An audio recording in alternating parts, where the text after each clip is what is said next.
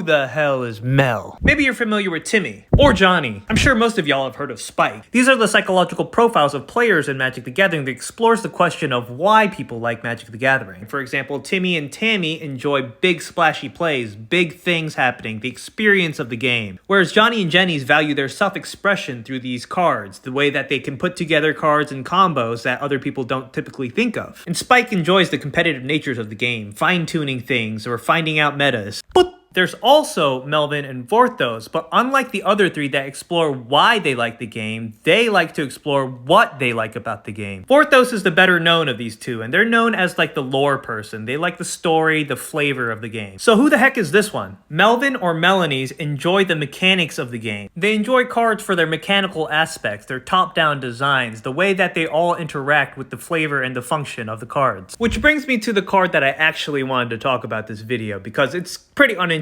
card on the face of it. But to me, I find this a very interesting card just thinking about the thought process that went on behind this card. Was the idea of an insect that guards its own nest the thing that came up initially in design? Or did they come up with the idea for this card beforehand and then just put this flavor on top of it? Like, was the initial idea behind this card was that they needed an insect that was guarding its nest? Or did they already have the mechanic on file and then somebody said we need some kind of creature that would fit this? It's probably some mix of both, but either way, I think the mechanics and the flavor of the card just matches well together so perfectly. Like, something called a Crotic Nest Guard sounds like something that would defend its nest, which would make sense for this thing to have Defender. But at the same time, it's a giant insect, so it's got some pretty formidable stats to it. But if needed to, it could leave its nest, but it's not very easy for it to do so. But at the same time, I appreciate some of the thought that they put behind this from a limited perspective. I mean, don't get me wrong, I don't think this is a Windmill Slam first pick limited bomb or anything, but I do feel like it does have a home or a space or some kind of role it can fill within the format. From the 4 power on here being relevant for things like Teamer, and having a little outlet for your mana in the late game, and even the mana cost feels just right to me. All of that put together for me is a very satisfyingly designed card. Now, I wouldn't say that I'm a Mel necessarily, but I do believe that all people are a mix between all these player profiles. People are all very unique and complex after all, so putting them all into one little box wouldn't be fair to them, but some people might be stronger leaning in one more than the other.